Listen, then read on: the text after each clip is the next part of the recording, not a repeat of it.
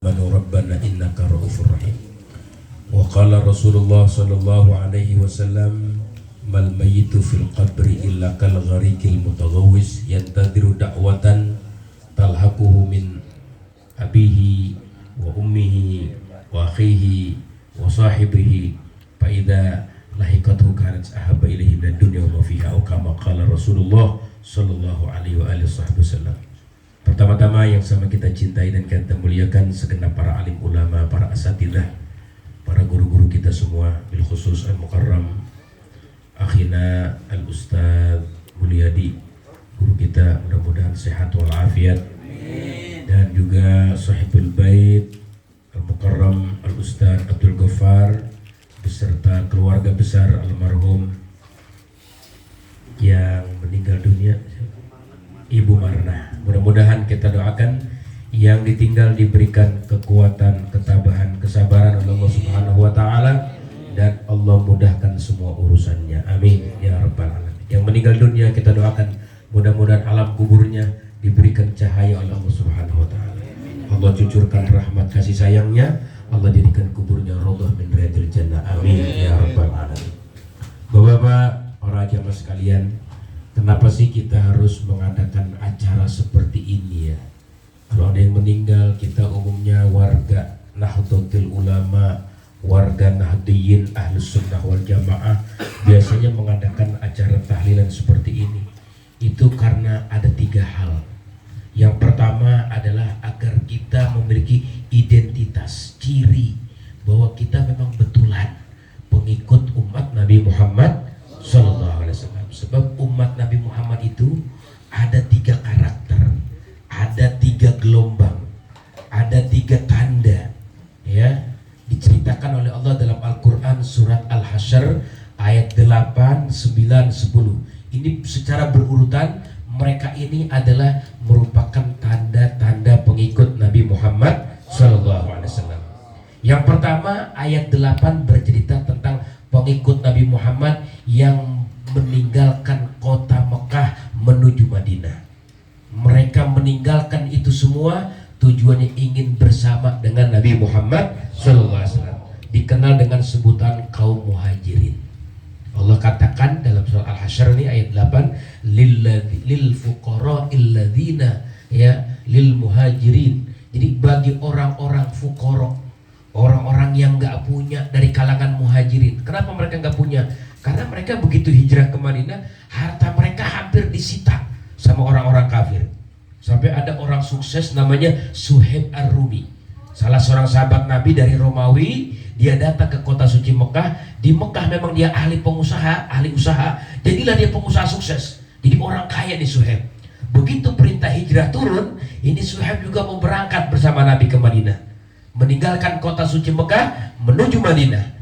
Begitu di perjalanan dia dicegat, dihadang oleh 40 pendekar, ya, jawara-jawara kafir Quraisy. Ini mereka jawara mengatakan begini, dulu kamu datang kemari nggak bawa apa-apa, kamu orang susah. Begitu kamu tinggal di kota Mekah, kamu jadi pengusaha sukses. Usaha kamu itu mengambil apa? Mengambil kekayaan yang ada di kota Mekah. Sekarang kamu mau tinggal begitu aja, ya, kamu mau berangkat tinggalkan Mekah biasanya, ambil harta kamu, tidak bisa. Kamu harus tinggalkan semua kekayaanmu, baru kamu boleh, ya, kamu berangkat ke Madinah. Apa kata Suhaib? Hei pendekar-pendekar, kamu kan udah tahu saya ini ahli memanah. Kalau saya mau panah satu-satu kalian pasti mati semua.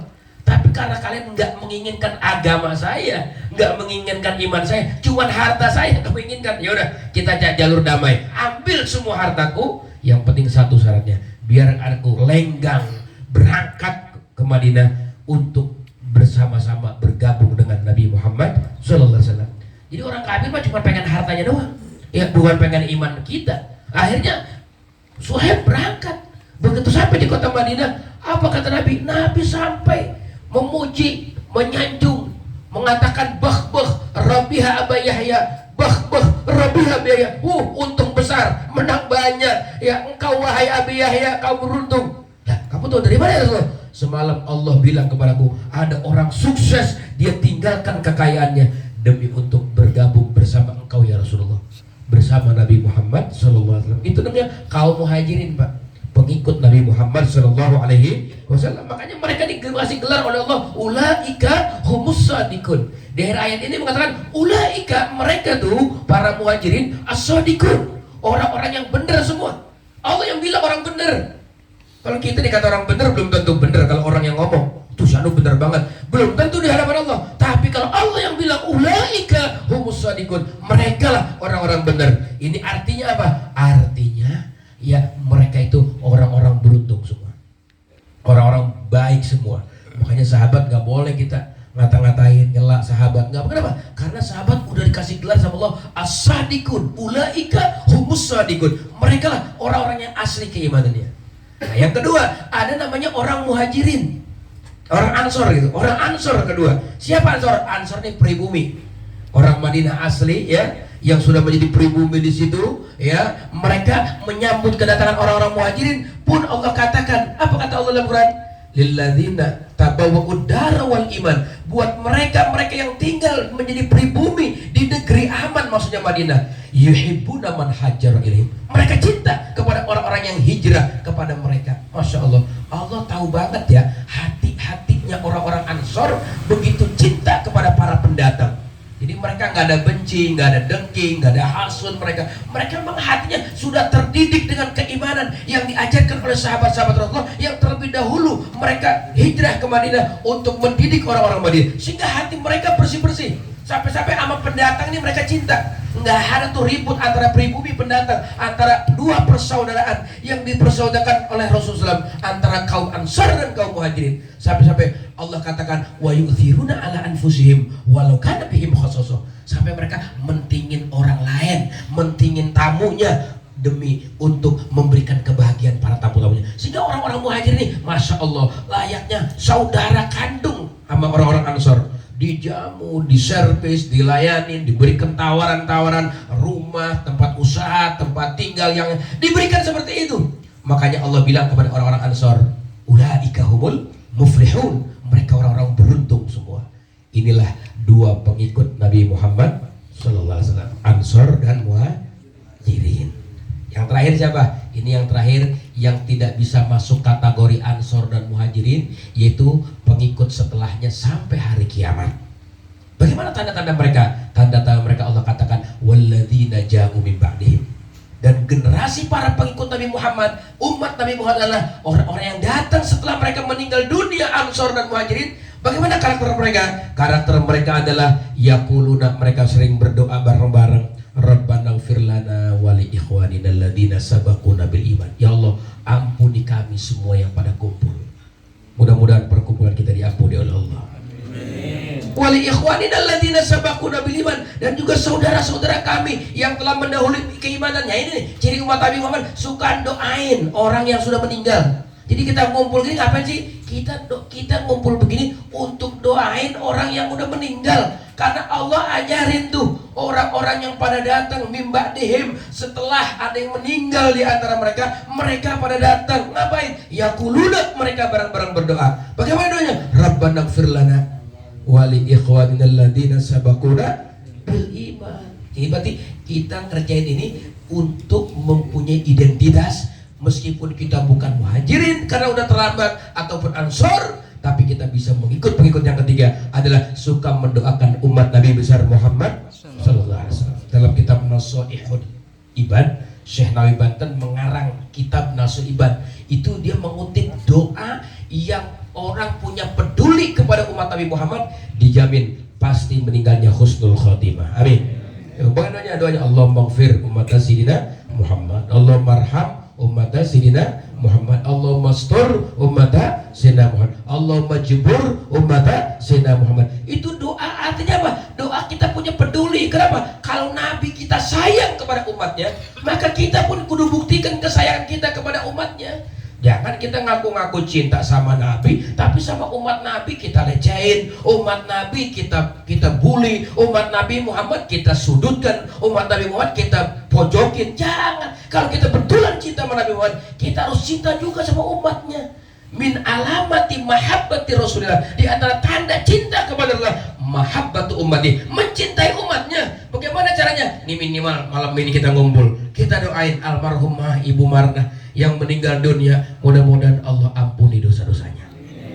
Itu kan permohonan ampun berarti tanda orang yang hatinya tulus. Ya, meskipun waktu hidupnya mungkin sama tetangga misalnya ada salah pahaman, salah ngomong, salah sikap, ya namanya juga manusia biasa, bukan malaikat, kita nggak maksum, kita dari dosa antar sesama kita. Begitu dia meninggal dunia, jangan kita bilang mati dah lo, jangan, tapi kita bilang Rabbana ighfir lana wa li ikhwanina alladziina sabaquna bil iman. Itu ungkapan orang yang tulus. Bahkan Allah katakan selanjutnya pengikut umat Nabi Muhammad cirinya adalah wala taj'al fi qulubina ghillal lil ladzina amanu. Ya Allah, jangan ada di hati kami punya perasaan benci sama orang beriman. Siapapun orangnya, ya, siapapun orangnya, jangan kita punya benci sama orang beriman. Jangan kita dengki sama orang beriman. Ini untuk masuk wilayah identitas ciri Pak umat Nabi Muhammad. Bukan cuma basa-basi doanya di mulut Allah maghfirlahu, Allah maghfirlaha. Bukan, tapi dari hati dia nggak pengen dendam, nggak pengen benci kepada orang beriman. Kenapa? Saya pengen jadi hati yang tulus mencintai umat Nabi Muhammad SAW. Ibu Marnah ini termasuk umatnya Nabi Muhammad SAW. Kita nih kalau doain malam ini tulus doainnya, Masya Allah, kita udah bikin senang Nabi Muhammad SAW. Amin ya Rabbal. Kita udah bikin senang Nabi Muhammad. Nabi Muhammad senang kalau ada satu umatnya diampuni dosanya oleh Allah. Satu saja umatnya, Nabi udah senang banget. Ya, dengan berkat kita berdoa di sini, kita minta mudah-mudahan Allah ampuni dosa dan kesalahannya. Allah ijabah doa kita. Apa kita ngumpulnya lebih dari 40 orang. Doa wal arba'in ka doa wali. Doa 40 orang kayak doa wali, pasti mustajab. Mudah-mudahan Allah ampuni dosa-dosanya. Ya Allah. Yang terakhir, wala taj'al fi qulubina. Jangan jadikan di hati kami punya perasaan benci ya orang. Jangan dirawat Pak. Jangan dipelihara Pak perasaan benci. Sebab amal tuh nggak naik ke ya sisi Allah Subhanahu wa taala itu lantaran ada orang benci kepada orang beriman. Mari kita kikis habis perasaan benci itu sebelum api neraka yang mengikis itu daripada dosa kebencian kita kepada orang beriman. Sebelum meninggal dunia, upayakan cari pengajian yang bisa membersihkan hati kita sebersih-bersihnya. Jangan sampai dengki, dendam, benci kepada orang beriman. Nah ini yang pertama, tujuan kita tahlilan agar kita memiliki identitas diakui sebagai umat Nabi Muhammad Sallallahu Alaihi Wasallam. Dan kerjaan kita ini dipuji sama Allah. Allah abadikan tuh Pak di Quran di ayat 10 surat Al-Hasyr. Allah abadikan orang-orang yang sedang ngumpul setelah ada orang yang meninggal, mereka doa bareng-bareng. Itu namanya kerjaan yang dipuji. Mudah-mudahan apa yang kita lakukan dipuji oleh Allah Subhanahu wa taala. Amin. Kalau orang Allah udah puji, Masya Allah, beruntung besar kita jadi. Itu yang pertama, tujuan kita. Tujuan yang kedua adalah sebagaimana Nabi katakan, mal mayyitu fil qabri illa kal gharikil mutaghawwis. Tidaklah orang yang meninggal dunia ini melainkan seperti orang yang sedang tenggelam lagi minta tolong. Tolong. Jadi orang kalau meninggal dunia Pak di dalam kuburan itu kan orang tenggelam, lagi nungguin dia doa dari saudara-saudaranya. Apakah dari ayahnya, ibunya, kakaknya, adiknya, teman-temannya, sahabat-sahabatnya, dia lagi nungguin. Fa idza lahiqathu, kalau sampai itu doa sama dia, kanat ahabba ilaihi min dunya wa fiha. Sungguh doa yang dia panjatkan adalah lebih dia cintai daripada dunia beserta isinya. Ini dunia sama isi-isinya Pak. Kita jangankan dunia sama isinya, tanah kosong aja 100 meter kita dikasih girang. Apalagi ada isinya bangunan rumahnya misalnya. Ini dunia sama isi-isinya. Ya, Masya Allah, sungguh berharga buat orang yang sudah meninggal dunia adalah doa yang kita panjatkan kepada Allah Subhanahu wa taala. Mudah-mudahan bacaan Yasin kita, tasbih kita, sholawat kita, zikir kita Allah sampaikan kepada almarhumah Ibu Marnah sehingga di alam kuburnya mendapatkan cucuran rahmat Allah Subhanahu wa taala. Yang ketiga, tujuan kita ngedoain orang meninggal apa sih? Pengen dapat gelar anak soleh. Sebab ciri anak soleh katanya awalin solehin yad'ulah. Anak soleh itu suka doain orang tuanya. Jadi Pak, kalau kita pengen ngecek diri kita, kita soleh apa kagak nih? Lihat aja kita kalau minta kepada Allah, apa sih yang kita minta? Kebanyakan yang kita minta sehat, minta rezeki, minta sukses, sama doa orang tua lupa kadang-kadang. Ini doa orang tua penting. Kenapa? Karena doa orang tua ini menentukan awaladin solehin yad'ulah. Anak yang soleh yang mendoakan kedua orang tuanya. Maka Masya Allah, ya almarhumah Ibu Marnah ini termasuk orang yang beruntung. Amin. Punya mantu ini Ustaz Gopar, Masya Allah, luar biasa. Dari sakit sering nganterin ke rumah sakit, ngantri dari pagi subuh sampai sore, malam pulang lagi, nanti minggu depan datang lagi. Masya Allah, Sampai dokter aja salut, kamu anaknya? Bukan, saya mantunya. Mantu kayak begini modelnya. Ini anak soleh namanya. Mudah-mudahan beliau disehatkan badannya, amin. Ya Allah, ini Pak, Masya Allah. Ya, perjuangan beliau luar biasa. Ya, Sahibul Bait ini Ustaz Abdul Ghaffar punya perhatian yang penuh kepada orang tua, ya. Sebab walaupun mertua pangkatnya yang orang tua juga, mesti kita ayomi, kita sayang, kita cintai, kita mencintai orang lain aja, memang itu menjadi tanda kesempurnaan iman. Apalagi orang lain itu memiliki hubungan yang dekat menjadi mertua kita. Makanya mudah-mudahan ya Sahibul Bait Ustaz Abdul Ghaffar diberikan pahala yang berlipat ganda oleh Allah Subhanahu wa taala, dilanggengkan rumah tangganya dalam keadaan sakinah mawaddah rahmah. Amin amin ya rabbal alamin. Maka oleh karena itu kita dalam hadir acara seperti ini, maka kita pulang marilah menjadi orang-orang yang betul-betul diakui sebagai umatnya Nabi besar Muhammad Sallallahu Alaihi Wasallam. Ya, kita sering mendoakan orang yang meninggal dunia, memaafkan kesalahan orang, ya, itu agar kenapa? Agar kita betul-betul meninggal dunia nggak ada punya perasaan benci. Dulu ketika sahabat sedang berkumpul bersama Nabi, Nabi katakan akan muncul di tengah-tengah kita ahli surga. Sahabat semua matanya terfokus ke arah pintu. Siapa gerangan di dunia sudah dikecap oleh Nabi ahlul jannah. Begitu masuk ternyata sahabat yang nggak punya nama masyhur, sahabat biasa. Wah, kali kira siapa kali? Dikira khulafaur rasyidin kali. Sekelas Abu Bakar, Sayyidina Umar, Sayyidina Utsman, Sayyidina Ali. Oh, ternyata bukan, sahabat biasanya. Tapi Nabi sudah pastikan ini orang ahlul jannah. Di lain perkumpulan, Nabi bilang lagi seperti yang sama begitu, akan datang kepada kita ahlul jannah. Sampai 3 kali orangnya dia juga. Abdullah bin Amr bin As penasaran, nih orang udah 3 kali disebut Nabi ahlul jannah. Saya penasaran, apaan sih amalannya ahlul jannah? Suatu saat saya penginep, dia datang ke rumahnya. Assalamualaikum, waalaikumsalam. Wah, Abdullah bin Amr, ada apa? Saya lagi ada masalah di rumah, saya pengen nginep di sini, boleh nggak? Oh, silahkan, boleh, bebas buat tuan. Ya, Andi siapin kamar malam pertama. Ya, Abdullah bin Amr bin As nggak tidur, dia begadang. Dia pengen tahu ahlul jannah bangunnya jam berapa, pengen ngikutin maksudnya. Kalau ahlul jannah bangun jam 3 atau jam 2, gue pengen bangun seperti itu. Karena ini ahlul jannah beneran. Nabi yang ngomong bener, Nabi ngomong shodiqul masduq. Nabi kalau bener ya bener asli. Begitu dia begadang malam pertama, ternyata kagak bangun malam. Jam 2, jam 3 sih menusin, cuma zikir doang, la ilaha illallah al-wahidul qahar, tidur lagi. Bangun-bangun azan subuh. Kata dia, ahlul jannah kan orang tahajud ini. Mungkin ini malam pertama kali, besok malam. Begitu malam kedua sama juga, pulas sampai subuh baru bangun. Malam ketiga ya begitu juga. Emang karena namu batasnya sampai 3 hari, akhirnya di hari ketiga dia pamit. Ya Tuhan, kenapa? Saya mau pamit, mau pulang dah, udah selesai. Saya pengen akur lagi sama orang rumah, atau begitu. Ya udah, sebenarnya emang ada hajat apa sih? Ya sebenarnya sih saya punya hajat khusus ini. Hajat apa kamu? Iya, saya pengen tahu amalan kamu tuh kalau malam jam berapa bangunnya. Emang kenapa? Sebab Nabi bilang kamu nih ahlul jannah. Aku penasaran, ahlul jannah tahajudnya jam berapa? Udah 3 malam kamu gak ada tahajud. Saya bingung. Wah, ahlul jannah pules banget kebluk, gak ada tahajudnya.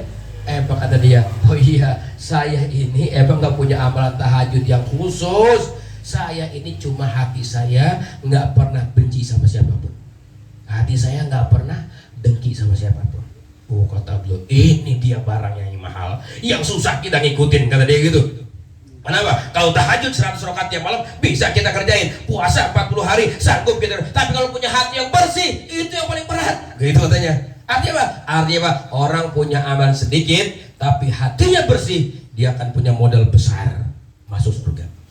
Tapi kalau orang amalnya segede langit, amalnya sebanyak malaikat, tapi hatinya benci kepada orang, hatinya dengki kepada orang, hati-hati, masuk surga rada beratan dikit. Nah, oleh karena itu pulanglah dengan membawa hati yang bersih, saling memaafkan di antara kita. Almarhumah Ibu Marnah mungkin banyak kesalahan dengan tetangga, dengan kerabat, dengan saudara yang hadir pada malam hari ini. Mudah-mudahan kita bisa maafin kesalahannya. Amin. Mari secara tulus kita maafin kesalahannya. Mudah-mudahan suatu saat Allah pun akan memaafkan kesalahan kita semua. Amin ya rabbal. Iya, ada perkataan Pak dari ulama, siapa orang yang tidak bisa memaafkan kesalahan orang lain, dipastikan dia punya dosa yang tidak bisa diampuni oleh Allah. Ini bahaya Pak, ini garis bawahi ya, sebagai moto dalam hidup kita dalam rangka memberikan maaf kepada orang lain. Siapapun orangnya yang punya salah kepada kita gak bisa maafin. Kita harus sadar bahwa kita pun punya dosa di hadapan Allah yang Allah gak bisa maafin kita. Makanya mari sama-sama kita saling memaafkan di antara kita. Mudah-mudahan Allah maafin kesalahan kita semua. Amin ya rabbal. Demikian, assalamualaikum warahmatullahi wabarakatuh.